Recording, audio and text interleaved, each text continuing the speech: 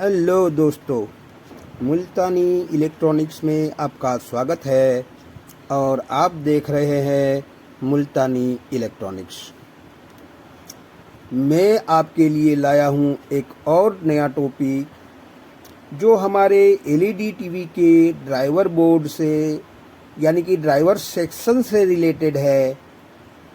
आज मैं अगले वीडियो में मैंने आपको यही डायग्राम बड़ी अच्छी तरीके से समझाया था कि हमारे जो बाज़ार में मिलने वाले ऐसे ड्राइवर बोर्ड जो है, क्या इसके बदले में इस एसटीआर को यानी कि ये वाले एसटीआर को क्या हम इंस्टॉल कर सकते हैं।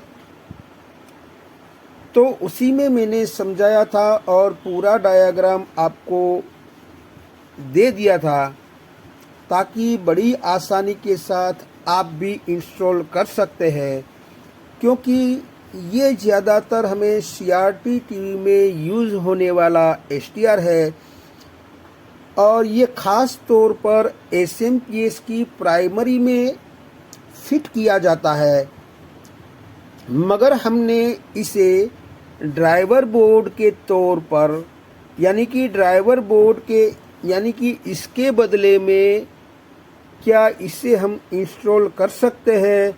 तो मैंने आपको डायग्राम दिखाया था।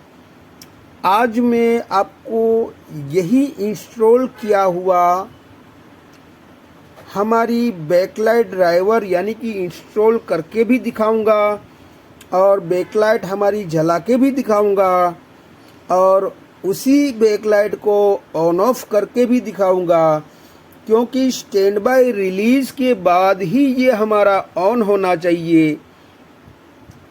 यानी कि स्टैंड बाय से पहले हमारा बैकलाइट ऑन नहीं होना चाहिए, यानी कि हमारा पावर ऑन की दबाने के बाद ही यानी कि हमारा स्टैंड बाय ऑन करने के बाद ही ये हमारा एलईडी स्ट्रिप जलना चाहिए। तो आज मैं प्रैक्टिकल के साथ दिखाऊंगा कि ये किस तरीके से हमारा ये एसटीआर जो पुराने वाले सीआरटी टीवी में यूज़ में लिया जाता था और सीआरटी का ज़माना अब चला गया, तो ये हमारे पास पड़े रह गए और कुछ भी काम में नहीं आते हैं। तो उसे भी इस तरीके से आप यूज़ कर सकते हैं और इसे डालने से ये हमारा इस बोर्ड से भी अच्छा रिजल्ट ये देगा, क्योंकि इसकी एम्पियर कैपेसिटी बहुत ही ज़्यादा होती है। इस हिसाब से ये सालों साल चलेगा। तो आप देखते रहिए। मैं अब दिखाने जा रहा हूँ कि मैंने किस तरीके से इसको इंस्टॉल किया है, हमारे डायग्राम के मुताबिक ही यानी कि इसी के मुताबिक ही इसको इंस्टॉल किया है, मगर आपको दिखाया नहीं है। आज मैं दिखाऊंगा कि ये हमारी एलईडी स्ट्रिप ऑन करवाता है या नहीं। तो चलो चलते हैं प्रैक्टिकल की ओर। तो मैंने सेटअप लगा लिया है। ये हमारी एक स्ट्रिप जो है हमारी 18 वोल्ट की है, यानी कि 6 एलईडी 3 वोल्ट, और दूसरी भी स्ट्रिप हमारी है 18 वोल्ट की, और दोनों को मैंने आप देख सकते हैं सीरीज़ में लगा दिया है। तो उससे हमारा ये बन जाता है, दोनों मिला के स्ट्रिप को 36 वोल्ट की बन जाती है। और ये हमारा एसटीआर है।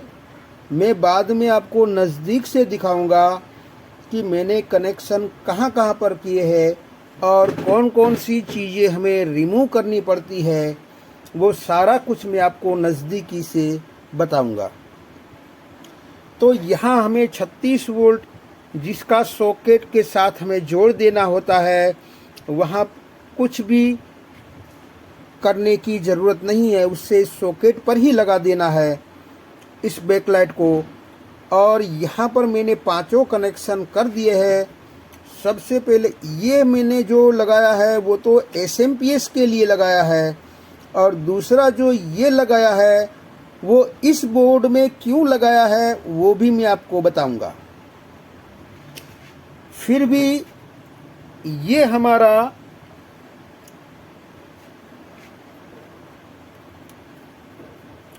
आप देख सकते हैं ये हमारा पैनल है और मैं इसे ऑन करने जा रहा हूँ, यानी कि ऑन किया। आप देख सकते हैं कि 1 सेकेंड के लिए हमारी ये एलईडी ग्लो होके बंद हो गई और ये हमारा आपको दिख रहा होगा कि रेड इंडिकेटर जल रहा है। अब मैं इसे ऑन करवाने जा रहा हूँ, यानी कि ये बटन हमारा पावर बटन है जिससे हमारा एलईडी को रिलीज करवाया जाता है, ऑन करवाया जाता है। तो अब मैं इसको प्रेस करूँगा तो आप देख सकते हैं जैसे ही मैंने प्रेस किया तो ये एलईडी हमारी जल उठी इसी एसटीआर की वजह से, यानी कि इसी एसटीआर को इंस्टॉल करके बड़ी आसानी के साथ कंप्लीटली तरीके से ये हमारी ऑन हो रही है। अब मैं इसे ऑफ करूँगा। आप देख सकते हैं हमारा रेड इंडिकेटर भी हो गया और ये हमारा जो है बैकलाइट भी बंद हो गया। फिर से इसे ऑन करते हैं तो यहाँ पर मैंने प्रेस किया तो हमारा ब्लू इंडिकेटर हो गया और हमारी ऑन हो गई। तो ऑन ऑफ भी हमारा लीगली तरीके से, यानी कि ओके पोजीशन से हमारा काम कर रहा है। ऑन ऑफ भी कि जब हमें ज़रूरत है तब हमें ऑन ऑफ करके देता है। तो फिर से इससे ऑफ करते हैं तो आप देख सकते हैं हमारा रेड इंडिकेटर हो गया और ये हमारा बंद हो गया। तो इस तरीके से ये सही से ओके 100% हमें ये रिज़ल्ट देता है। अब मैं बताऊंगा नज़दीक ले जाकर के मैंने इसको इंस्टॉल कैसे किया है। तो इसको मैंने बंद कर दिया है और इसको भी मैं निकाल लेता हूँ और इस बैकलाइट को भी निकाल लेता हूँ। अब मैं आपको नज़दीक से दिखाऊंगा कि मैंने किस तरीके से इसको इंस्टॉल किया है। तो आप देख सकते हैं एसटीआर मैंने लगाया है, आपको दिखता होगा शायद कि F6654 है, जिसकी 1 नंबर पिन जो मैंने बताई थी आपको डायग्राम में, मैं आपको डायग्राम भी दिखाऊंगा कि इसकी 1 नंबर की पिन जो मेरे डायग्राम में लिखी हुई है ये 1 नंबर की पिन है। और यहाँ पर हमें सबसे पहले हम शुरू करेंगे हमारे 3 नंबर से। तो 3 नंबर हमारा कहाँ पर जाता है, तो जैसे कि डायग्राम में मैंने बताया कि इंडक्टर का एक सिरा हमारा 12 वोल्ट की तरफ जाता है और दूसरा सिरा जो डायोड के साथ कनेक्ट होता है, यानी कि इसके एनोड के साथ कनेक्ट करना होता है इस 3 नंबर को। तो मैंने यहाँ पर इसी 3 नंबर में हमारा रेड वायर है, आप देख सकते हैं ये वाला रेड वायर। तो यहाँ पर मैंने डायोड के एनोड के साथ मैंने कनेक्ट कर दिया है। यही हमारा डायोड इसके साथ बीप दे रहा है, यानी कि इसके साथ कनेक्टेड है। और इसी इंडक्टर का दूसरा सिरा इस 12 वोल्ट के साथ कनेक्ट है। तो मैंने ये वायर जोड़ दिया। अब हमारा 2 नंबर और 5 नंबर मैंने दोनों को ग्राउंड कर दिया है। तो एक हमारा 5 नंबर का काला वायर ये है और 2 नंबर का भी काला वायर है। तो उस हिसाब से इन दोनों काले वायर को आप देख सकते हैं मैंने इस बॉडी के साथ ग्राउंड कर दिया है। अब हमें क्या करना है, पिन नंबर 4 जो है हमारी, यहाँ पर आपको 18 से ऊपर वोल्टेज देना होता है। अब ये बोर्ड है हमारा जिसका एसएमपीएस सिर्फ और सिर्फ 12 वोल्ट ही निकालता है, तो उसके लिए मैंने ये बूस्ट कन्वर्टर लगाया है, जो 12 में से हमें यहाँ आउटपुट में 18 वोल्ट बनाया है, यानी कि 20 वोल्ट बनाया है। और इसी 20 वोल्ट का जो लाल वायर है हमारा, उसको मैंने 4 नंबर की पिन के साथ जोड़ दिया है। इसीलिए ये बोर्ड में ये लगेगा, मगर हमारा जो किसी किसी बोर्ड में बैकलाइट के लिए अलग अलग से वाइंडिंग दिया होता है, तो ये नहीं लगेगा। तो ये हमारा 4 नंबर जो वीसीसी पिन है, जो हमारे डेटा शीट के मुताबिक ये वीसीसी पिन है। 3 नंबर की पिन हमारी ड्रेन है, जहाँ स्विचिंग करवाया जाता है, वही हमारी 3 नंबर है। अब हमें देखना है कि हमारी बाकी बचती है 1 नंबर। ये 1 नंबर की पिन है, उसमें मैंने 4K7 रजिस्टर लगा के बेज में दिया है इस ट्रांजिस्टर के, जिसका नंबर है 557। तो मैं आपको ये भी दिखाने की कोशिश करूँगा कि दिखता होगा आपको कि BC 557 है, और उसी का जो ये बीच वाला सिरा है, बेज हमारा है, उसमें 4K7 रजिस्टर आपको दिखता होगा, और यहाँ से आपको 1 नंबर में जाता हुआ दिखता होगा।